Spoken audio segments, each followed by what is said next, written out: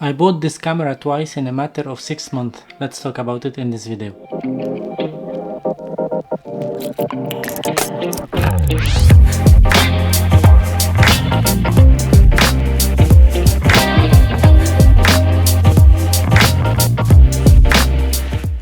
Hello everyone and welcome back to another video on my channel. I'm Photorabs. I do videos about photography, filmmaking, camera tech related reviews, unboxing, action cams, vlogging kits and so on. If you are interested in these topics, I highly appreciate if you go subscribe to my channel. That's a massive help. And now let's go back to the video.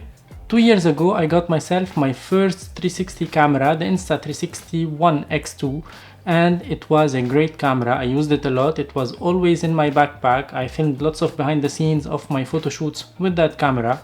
It was a great camera and I was really hyped about the newer version, the Insta360 X3, when it was released, because it has a bigger display so we can navigate through the menu easier. We do not need the application to see what's happening on the camera and to view the footages. We can see everything on the camera itself. That was a great improvement on the camera, and it has a bigger sensor, 1/2 inches on the newer version comparing to 1/2.5 inches on the older version.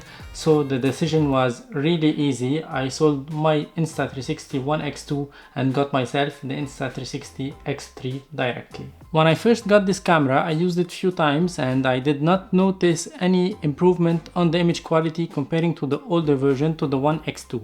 So that was a big disappointment for me, and add to that it freezed maybe 2 times within 2 weeks. It was not something I was very happy with, and I did not use the LCD screen as I was expecting to do, so I was always using my smartphone to control, to monitor and to view the footages of the camera. So finally I decided to return it, and I was really thinking about getting the One X2 once again. Until a few months ago, when I started to see lots of new videos coming up on YouTube about the Insta360 X3, they were all saying that we have a new firmware update, having lots of new cool features on this camera, lots of improvements, lots of enhancements. So I decided to get it once again, to give it a second chance, because there are 5 scenarios where I need a 360 camera in my backpack. First, I can use the 360 camera to record the backstages of my photo shoots.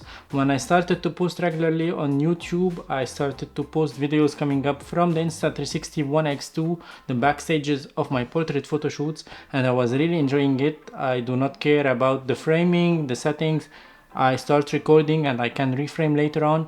It was very fun to use it, so I decided that I want to have this once again on my YouTube channel, and I needed a 360 camera once again in my backpack. I like using a 360 camera when doing some activities outdoors, such as running or bike ride, because with a 360 camera you can reframe later on, so you will concentrate on what's more important, your running or your bike ride, and not the framing and the filming once again. And now you can have the ability to reframe later on to create the content that you want from your running session or your bike ride session easily in post. I also like to use a 360 camera to capture spontaneous and crazy shots during some events such as birthdays, because when people see a 360 camera, they will gather around it, they will have some fun around this camera, and you have the ability to capture great shots, great scenes with this camera without worrying about the settings and how to frame and how to do all the settings on the camera. That's much easier and much fun, and you will be very proud of what you will capture. I use a 360 camera to capture some real estate work, because it's always interesting for the owner of the place to show the clients a 360 view of the location. What I really like about a 360 camera is that we have the invisible selfie stick effect with this camera, so I can simulate a drone shot without using a drone if I cannot fly it for several reasons, such as the weather or some other reasons. So I can simulate those shots with a 360 camera. With a long selfie stick, for example, you can have great shots without issues. And besides what I've just listed, this camera has lots of cool features. Let's talk about them. I can use this camera to vlog when I need to at 2.7K 30 frames per second with the flow state on, the stabilization of the Insta360, which is amazing, and it has a good audio quality coming up from this camera. I tried it on the bike with some wind around.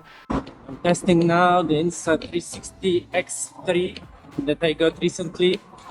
I'm not sure about the audio quality because it's a bit windy. I'm testing all automatic on the Insta360 mounted on a mount for bikes. I'm going to work early this morning and the audio was really usable, so I really recommend this camera if you want to do some 360 shots and you want to do some vlogs as well. This camera has an improved battery life. We can record in 360 mode up to 1 hour and 30 minutes on a single charge, and that's something very important on 360 cameras. The lenses of this camera are very fragile, so be aware how to use it.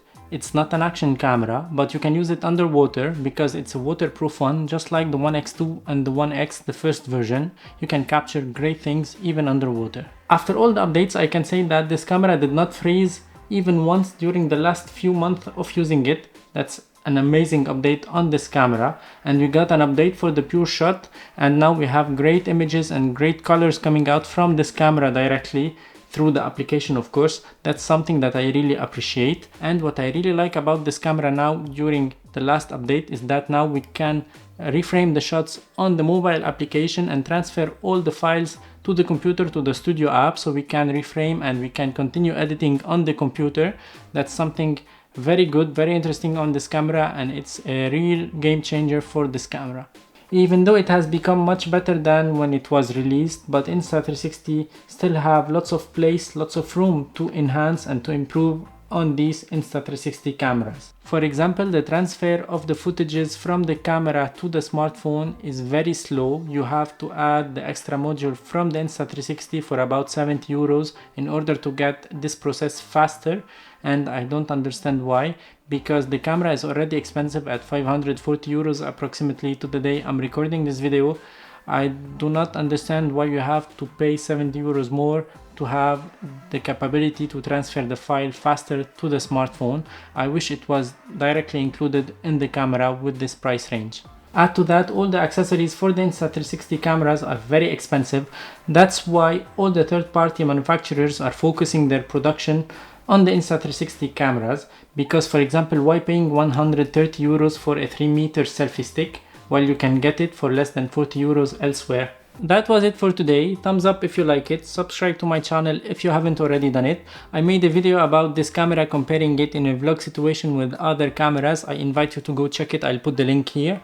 And by the way, you can check the affiliate links in the description below. I have lots of promo codes on photography and videography products that I've talked about previously on my channel. You can get some great discounts there, and I can get some small commissions that helps the channel a lot.